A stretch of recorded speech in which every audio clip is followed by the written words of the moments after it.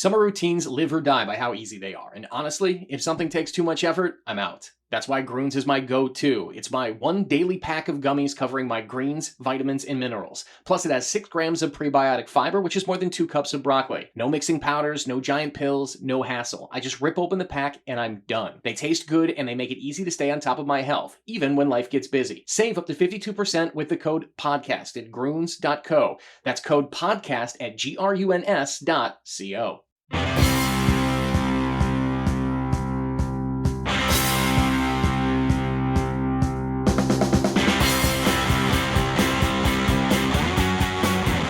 Hi, everybody. I'm Dawn Mitchell, and welcome to another edition of Dawn of Sports. I love when we have guests like this on our show. Today, we not only have a basketball reporter for Zone Coverage that covers the Timberwolves, Gopher women, Lynx, you name it. That's his night job. By day, he's a nurse. So I don't know where Andrew Dukowitz gets all of his energy, but he is fantastic. And I'm really looking forward to introducing him to you guys coming up.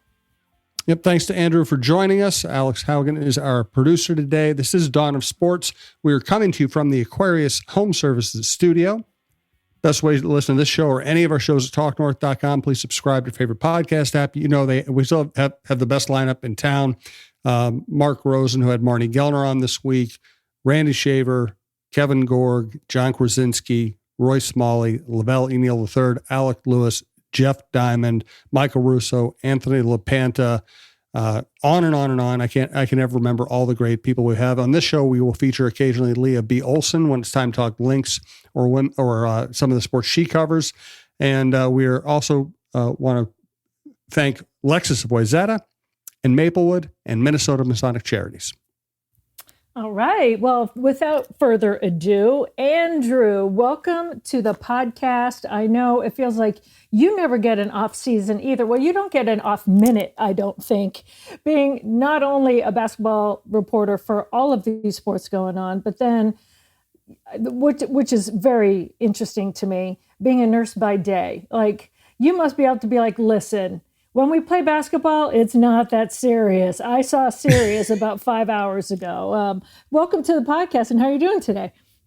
Yeah, thanks for having me. If Jim, he mentioned John Krasinski, if I can be the Walmart or Costco version of John Krasinski today, I feel like my job has been accomplished. But I mean, what I'll say is I have a phenomenal wife that does a lot of the homework and makes my life quite a bit easier. And then you're 100% right on. Like, covering sports is a really fun pastime. It's honestly become more of my full-time job this season, and my nursing job is more of a part-time gig. But, when you work in healthcare, you get a lot of appreciation for just, what is really serious in life. And it's nice to be able to impact the world in a day job and then be able to bring some smiles for a night job. I just love the perspective that it must give you too. And like you said, now it's become more of a full-time job for you. So when you first started, it was a passion project. You got in on it. And I just have to tell you, I enjoy being at games and covering games that you're covering because I love your sense of humor. Obviously you get it. You're a great writer, but what is the thing that you love the most over the past couple of years that has made this basketball passion become more of your full-time job?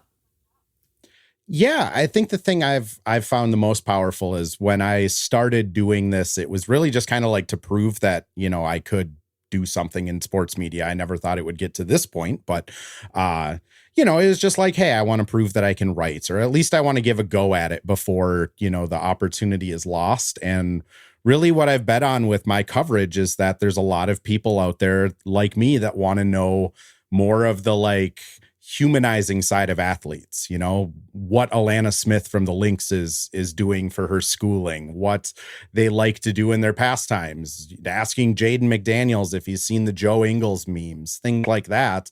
And it just so happens that there's a lot of people out there that really enjoy that type of coverage. And it does help that I am kind of a basketball sicko. I watch it pretty much every day of the year, even if I wasn't being paid to watch it.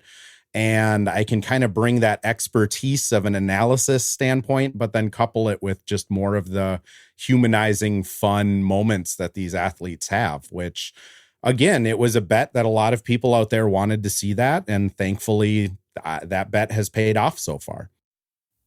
And what I really like, especially with, social media and all of this, athletes now are more willing to understand where you're coming from when you ask that kind of a question, like, oh, I get it. And they welcome it. Don't you know? You can see them, maybe that glaze. Jim and I have talked about that kind of that glaze that athletes get. You see it in their eyes when you ask a question and they're going to go into, I'm just going to give you all of the blah, blah, blah. But sometimes when you ask a question that's out of the norm that people want to hear, that perks them up. It wakes them up. Haven't you noticed that? Yeah, I've especially noticed it with Jaden, where when he's out there for a scrum, usually when everyone gets done asking the basketball things, he gives me kind of a smile of like, okay, what do you got for me this time? Which, it's a year and a half of chatting with him and being at every practice and being, so he can kind of figure out what my angle is with my coverage. But I think the other thing I'll just reference Cheryl Reeve, who I know Jim, if I remember right, had a podcast with her as well. I don't know how he keeps track of all of these, but, she had mentioned a couple times of just like, she didn't really know how to answer these questions when I first started asking them, because no one's really ever wanted to know kind of the behind the curtain view of like what Cheryl's mentality is like. And now that, 2 full seasons of having me on the beat have concluded, she's a lot more willing to kind of shed that light on stuff, which, that's, I always say, like, it's to the athlete's benefit too. Like, there's so much cynicism in this world. There's so much kind of negativity out there. If you can show a little bit of the good side, the bright side of you to the fans, it makes them root for you that much harder, which, I'm sure some athletes don't really give a hoot what the fans think, and others, really welcome it. But again, I'm just glad that my kind of gamble paid off and that a lot of fans wanted this type of coverage. And, it's nice to add something to a group that already has such a like accomplished basketball like mindset with Chris Hines, Jace Frederick, Dane Moore, John, among many others. So yeah, it's been refreshing to see, that's for sure. Well, what I find refreshing is it's your personality too, right? You're not going out of, so when people do something and it's not really them, it doesn't seem genuine. So these are questions that I think, even if you were just out at a dinner party with them, like and you weren't even in the business, I think you'd ask them these questions. And I say sometimes when I talk to athletes and they want to know, okay, can you break it down for me? And I've had athletes pull me aside, like, what are the different media looking for? Because some people come out of left field, some people are doing this. And I tried to explain to them, there's beat writers. You might have your pregame and postgame, like they have to know the different types of media that are kind of coming at them, I said, like, TV for me, I have 35 seconds. And that's for everything. I have 10 seconds to show your highlights from last night, and I need like a 25-second soundbite just for today because it's Wednesday or something like that. If I have a 15-minute show, so when you explain to these athletes what they're looking for, not many of them have the opportunity to either have the luxury of a pre and post game show, someone trying to find out like behind the scenes stuff, or someone like you who's a writer and can dedicate the column, the time, the coverage to that. So once they realize it, and you kind of touched on it, they become more used to it and open up about it. So, but getting there sometimes is difficult, right? Kind of getting that trust, like erasing that glaze over. So now that you have broken through, is that exciting for you? Like, like, okay, that person may not be giving it to me right now, but I know I can wear them down. My wife will tell you if there's one kind of skill I have, it's eventually wearing people's guards down until they like me. So this is just like a normal day in my life where I'm just slowly browbeating people into enjoying my company. But Yeah, I mean, it is kind of exciting. I've been a Timberwolves fan and a basketball fan forever. So, like having the moments where I can talk to Mike Conley kind of specifically is someone that's when Jason Kidd retired, he was kind of my first real favorite player was Jason Kidd on those Nets teams. And when he retired, Mike Conley was just starting to get going on that grit and grind Grizzlies team of the kind of 20 teens years. And I really enjoyed him as a player. I mean, for a decade before I started doing anything in media. And now it's just, I get to go ask him questions about being a dad or, what it's like sleeping on the road versus at home where you have kids around. And then, I mean, the other side of it too, is I really do enjoy like the kind of almost ballet nature of a basketball game. So to be able to ask someone that I've like growing through college and in my early adulthood kind of looked at as this is a basketball savant, being able to now ask him like, what are you seeing on these pick and rolls? Like, what are you seeing when you're bringing the ball up and the defenses in this set?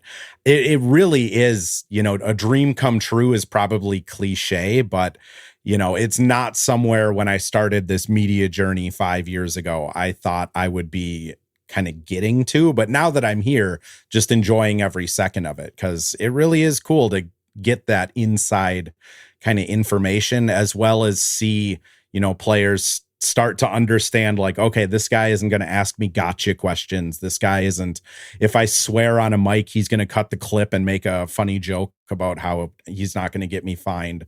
Like he's going to try and at least protect me, my wallet and kind of my public persona, while also putting out these little tidbits of information. I will say the one thing I kind of pride myself on is in my writing, I try and make it really basketball nitty gritty, stats analysis.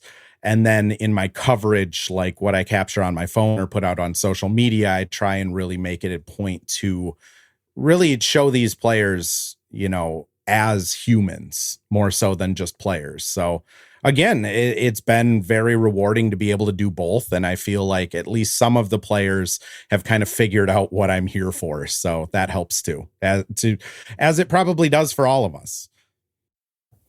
The one person I wanted to pick your brain about, we all know so much about Anthony Edwards. We know how the team now has won back-to-back without him playing, but coming off this huge win over, and I say huge in air quotes because the Nets are not very good right now, but Julius Randle coming off a triple-double, just how he has changed in his time with the Wolves. How have you seen him change, and what is your relationship like with him? Because, sometimes they come in a little guarded from where they've been, and then you see them start to open up. Yeah, Julius, I think when he came in here, his entire career has been so focused on scoring, whether that's with LA, New Orleans, or even with New York. I mean, he was the primary option for much of his career. He gets traded here. I think, he hasn't really talked a ton about it publicly, but I'm sure, being the face of a New York-based franchise and then getting traded to the Midwest probably isn't a dream for a lot of people. Came in, was hurt right away, so didn't get to do training camp. And then the first half of the season, he was really just trying to figure out, what being a productive NBA player is when you're not being relied on to score 35 points a game. And I think for him, that was harder than it would be for other players because he had been held to that standard for, 8-9 years of if he doesn't score 30, people are going to blast him in the papers for letting his team down and not carrying the load. Whereas with the Wolves, they didn't really need him to score 30. They needed him to make quick decisions, move the ball, play within the team, buy into the system. And if he scores 30, that's great, but he's going to get rewarded by the coaching staff as teammates by just being a part of the flow that Chris Finch always talks about. And, he credits it to a midseason kind of injury where he stepped back. His personal trainer and him really kind of analyzed what the team needed. And he came back in and was kind of firing on all cylinders. And the rest is history. I mean, he's probably a bona fide like third team all NBA guy if he keeps this going up or keeps this pace going up for the season. What I'd say with Julius though is, you know, he's a very like soft spoken guy. It's really hard to hear him in the locker room, things like that. But the conversations I've gotten to have with him, a lot of times he's talking about Kobe and how, you know, at this stage in his career, he's able to look back on those earlier years, that kind of injury plagued season and the second year with the Lakers before he got traded, and look at those years of like, okay, Kobe was sacrificing a lot. He was trying to be more of a facilitator. He was trying to bring up these young guys by showing up early every day. And I think, you know, this is more of a testament of him kind of getting older and growing into a new role and modeling someone he idolized than, you know, just this guy that is now in a system and it works for him. I think there's been a lot of like personal development on his side. The other thing I'll just share really quick, because I try to share this story a lot, is Julius Randle, when he got here last season, he decided with Skechers to adopt a classroom event, and, you know, ended up deciding to do it here in the North Minneapolis area. Didn't get a ton of press coverage. I think like Pierre might have been there. Me and John were there, but that was about it. And I mean, he took time at that event to, you know, talk to every kid that came through the line. He dapped up every kid that came to ask him a question or to say, you know, to even just say like, hi. He took the time to kind of meet with them. And, you know, I've done a lot of charity events. That's kind of like my favorite thing to do. And there are some athletes that do these charity events, and you can tell that they are on a time schedule. They want to get in and out of there, get their pictures taken and leave.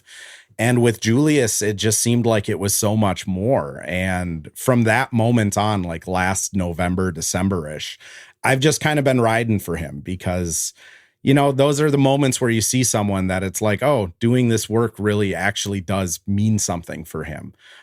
So much so that even after the event, someone from the Camden High School News flagged him down as he was leaving the gym with his wife and his son, and asked him if they could do like an interview for the school news station. And Julius like stopped, put everything down, like gave the kid a hug, gave a nice little like 2-3 minute interview, and then, you know, thanked the cameraman and the student and walked off. And it's like, that's the type of guy he is. I think he genuinely is just trying to do the best he can with his life and his situation. And, you know, when you get traded right before a season, sometimes that takes time. Let's take care of the business. Thanks to Don and Andrew for the conversation. Again, we're coming to you from the Aquarius Home Services Studios, and we do want to thank Lexus, Wayzata, and Maplewood. Thanks also to a great Minnesota company, Minnesota Masonic Charities. Back to Don. All right. Well, before we get on to like the difference covering the women and the men, because sometimes when you're on the beat like that, you have to switch gears. I want to actually thank you. I remember when I was in college, I was working at a radio station right out of school too, but in college. So I worked at WEEI and had to do like the Celtics. And this is like the last year for like Larry Bird and, you know, Robert Parrish. And I remember like, so I'm there because I'm this young woman, young girl, and I'm trying to prove that I know my stuff, right? And so like the killer, Andrew, the killer is when your boss says, I want you to ask them what their favorite Christmas present of all time is. Because I'm like, really? Like, really? Like, I am here to talk to them about basketball. Like, I don't want to, people don't know who I am. I'm just starting my career. And I was just a like production behind the scenes, but I didn't want to like be labeled as fluff. Right. And so I love now that there's so many different, like people want to open up, but I had to ask them what their favorite Christmas gifts were. And I remember going up to Robert Parrish, and he's the only one I remember because it was so long ago, but, and he's thinking back and he looks at me, he goes, of all time, so I can go in the past. And I'm like, yes. And he just looked at me. And he like looked down at me because he's so tall. And he goes, Dawn, my divorce papers. And I just remember everyone just kind of fell out and laughing and stuff like that. And so they made it easy, but I remember I felt that pressure. I had to say, my boss is making me ask these questions, so just so I didn't come across like that. But it did break the edge, and ever since then, he would just point at me whenever he saw me or this and that. So I do like those icebreaker things. Now I don't care. People see me enough and know that I'm there. I know the sports. I cover the sports. So if I'm going to ask a fun question, it's going to be fun.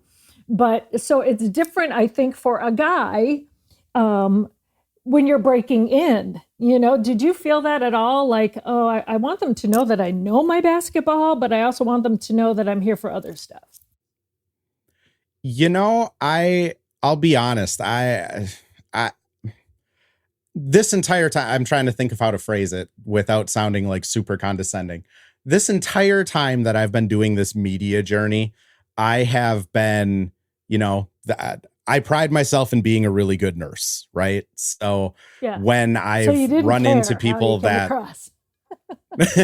when people come at me or say something online, or like other writers are telling me to kind of like, whether it's watch your lane or hey, you don't know the sports or anything like that, from fans, writer, whoever, I've always kind of been able to take solace in like, I'm a really good husband, I'm a good dog dad, and I'm a good nurse. So like, if people don't think I'm a good like basketball mind, I can get over that pretty quickly. So I've just kind of gone in and just had fun with it. I can say I haven't really felt a ton of that like need to prove myself, because I look at my life as more of, just this is something really cool that I am fortunate enough, blessed enough, however you want to think about it, enough to be able to do. And, at every step of this journey, I've said, if this is as far as it goes, I am going to be able to check this off my bucket list and say I've been able to do it. But let's see how far we can ride this car before the gas runs out.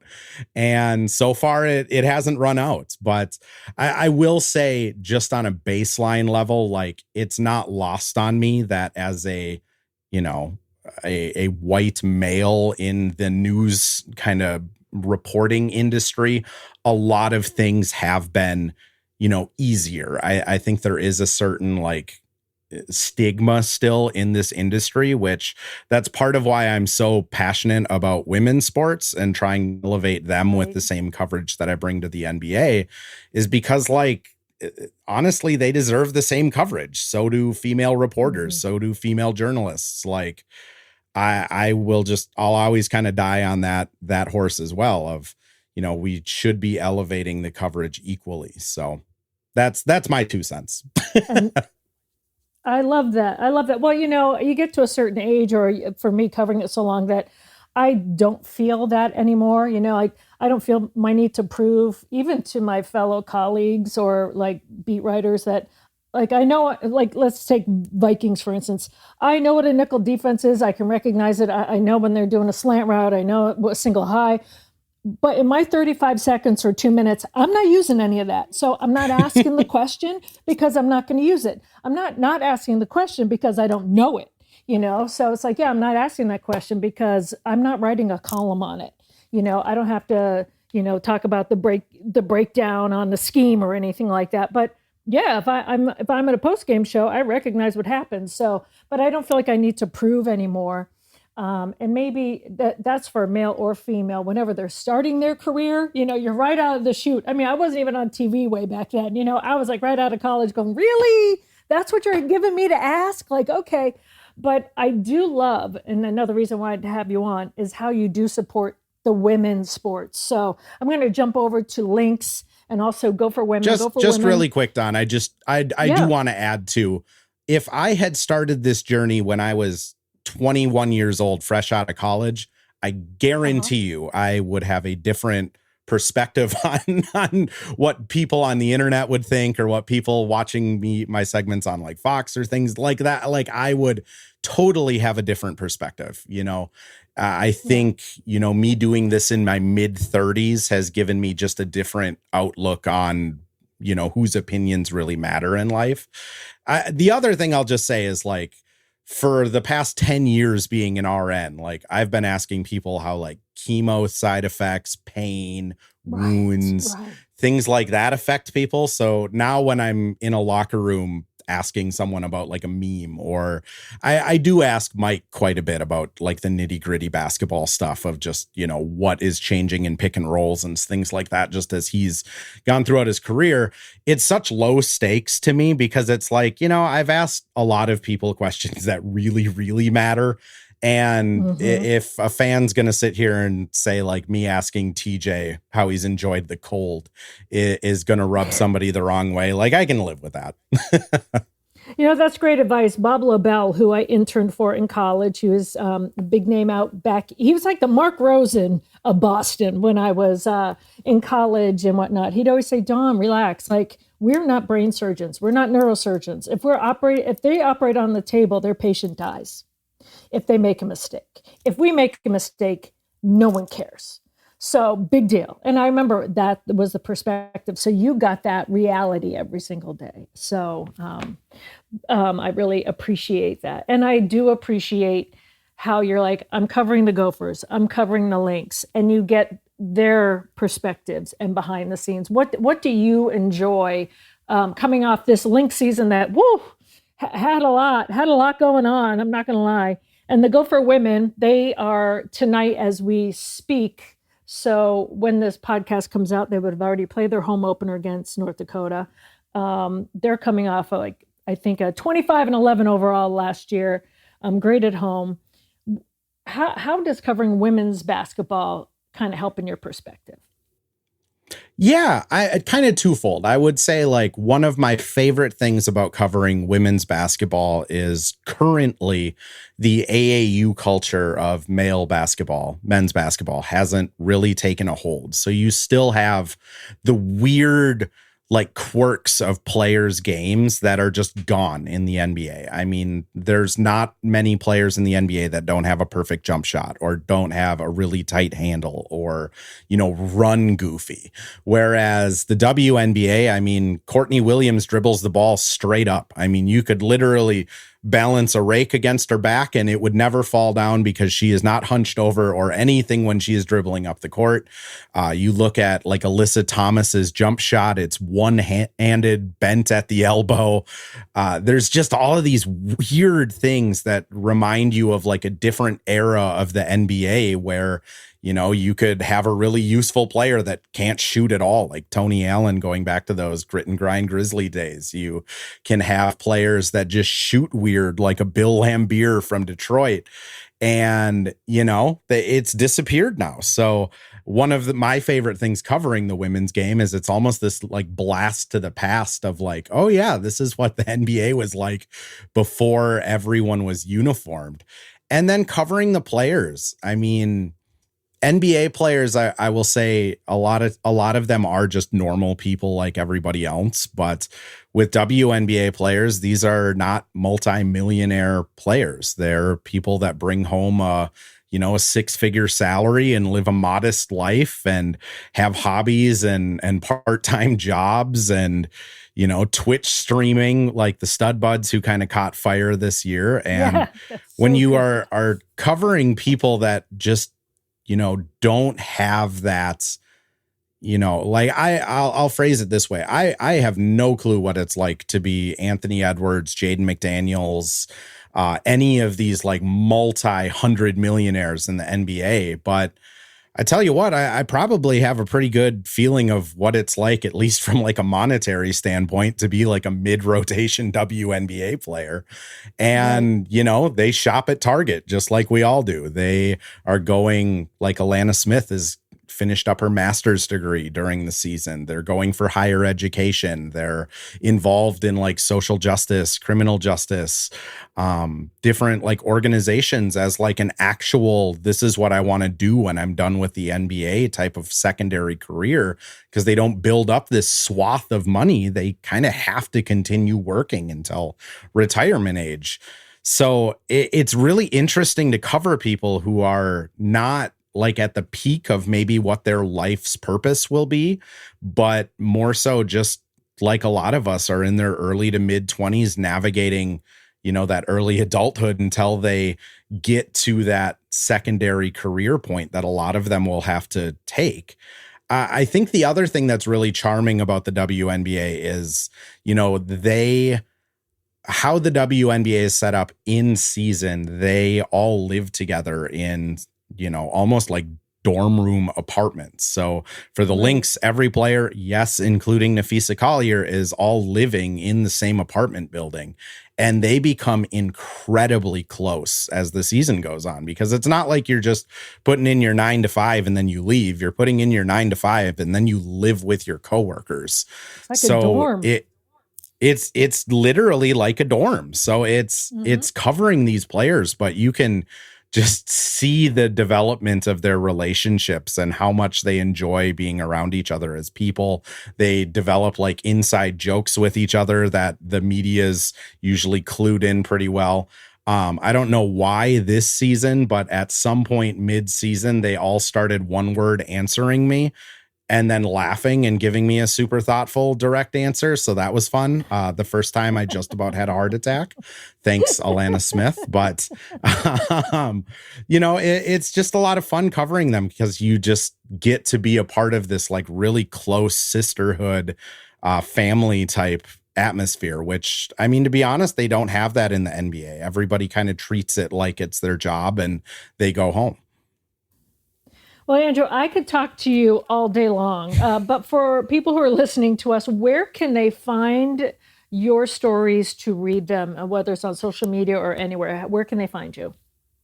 Yeah, all of my written work is out on Zone Coverage. I actually have a piece coming out later today, Monday, so it'll be up by the time this pod is posted, breaking down what a broken nose is. If you've ever wondered what reading an encyclopedia of medical stuff and then having it translated for you, that's my piece on Dante. I did one on Ant's hamstring the other day.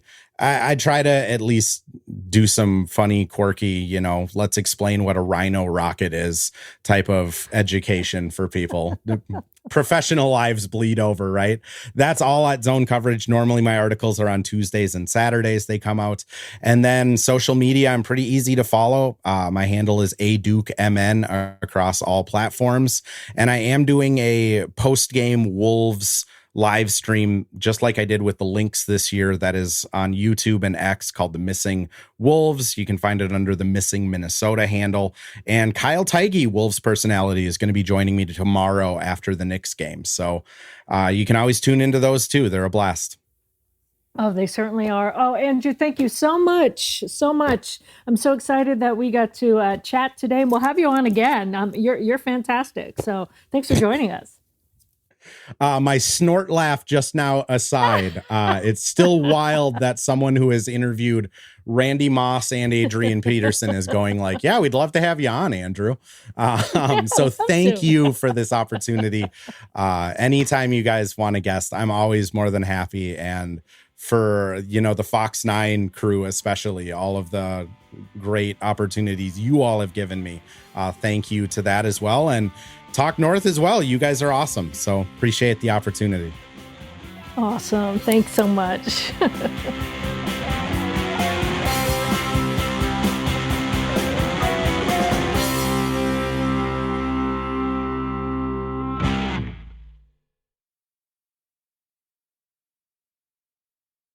What if your home lowered your bills, charged your car, and helped protect the planet without lifting a finger? Every City Ventures home is built with solar, smart thermostats, EV charging readiness, and Energy Star appliances all included standard. It's eco-friendly living without the compromise. Intelligent, integrated, included. Discover California's leader in sustainable new home construction at cityventures.com. That's cityventures.com.